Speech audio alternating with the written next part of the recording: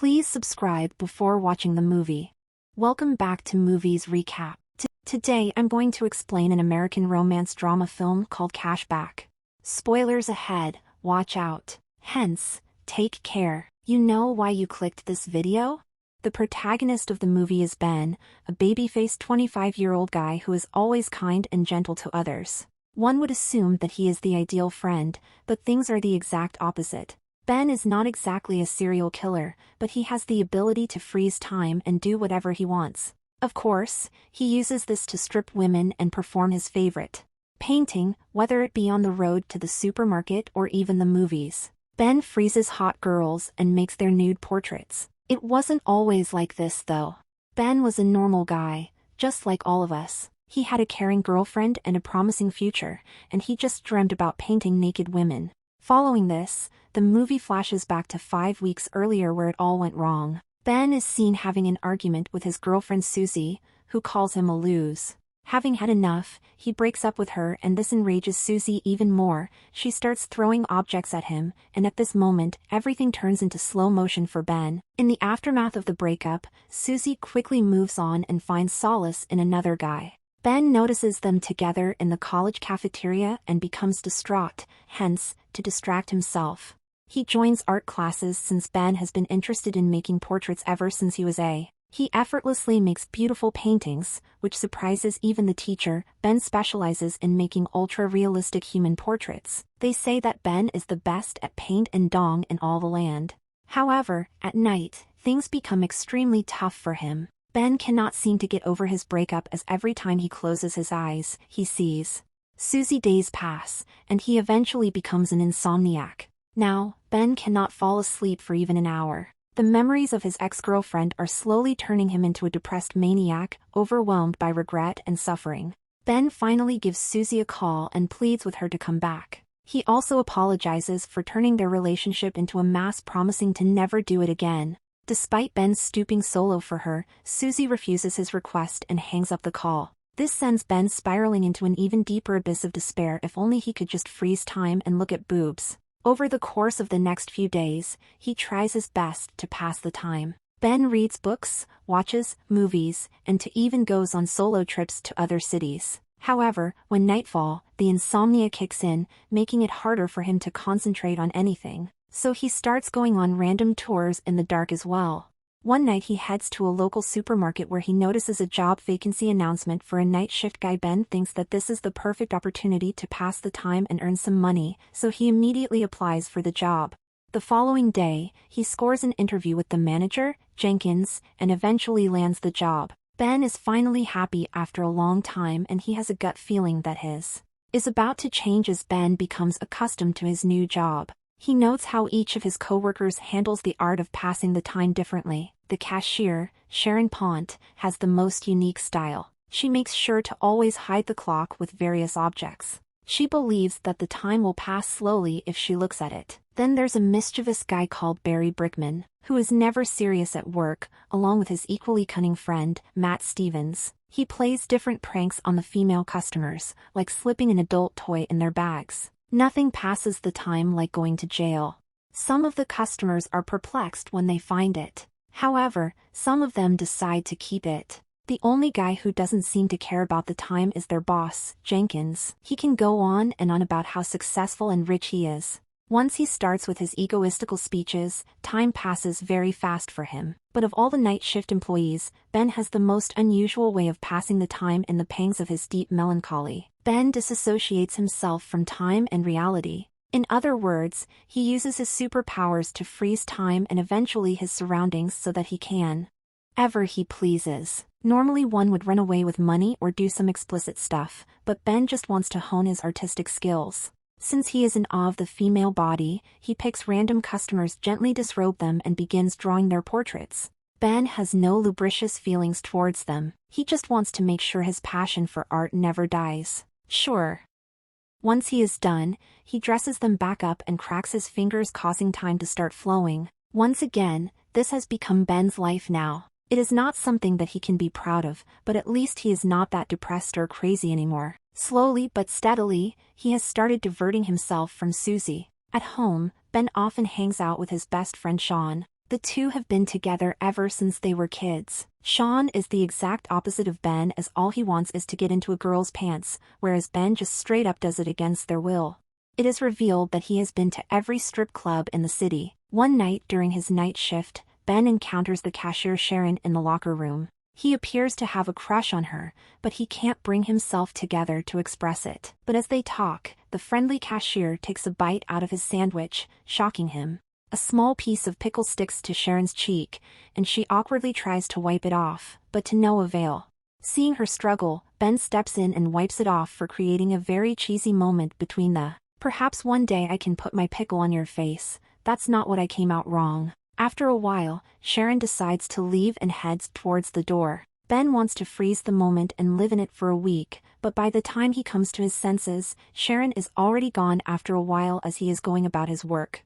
Matt suddenly pops up from one of the stalls and reveals that he is going to the movies with Sharon. This devastates Ben and he wonders why he is so unlucky. He then recalls his school days where he fell in love. First time, she was the smartest girl in the class whom everyone used to. Like one day she got into an accident and sprained her arm, because of which she had to wear a heavy cast every day. Her classmates used to write encouraging stuff on it to make her feel better. Ben also wanted to write something, but he was too nervous to even get near her. Unfortunately, his reluctance cost him the opportunity, as a few days later, the girl removed her cast.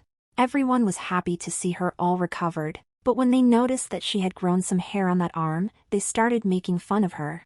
The girl eventually starts crying, and this is when Ben decides to swoop in.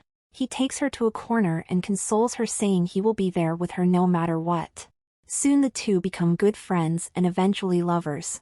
One day the girl suddenly approaches Ben and inquires. He wants to kiss her without thinking twice. He says yes, and the two agree to meet at their favorite spot on the weekend. Ben is elated that he is going to kiss a girl for the first time. He loses his sleep for the next few days, and when the weekend finally comes, he arrives at the spot early. He waits for the entire day, but the girl doesn't arrive, breaking his heart. The following day at school, Ben finally learns that the girl has been relocated to another city with her parents. This is the first time he felt helpless and depressed.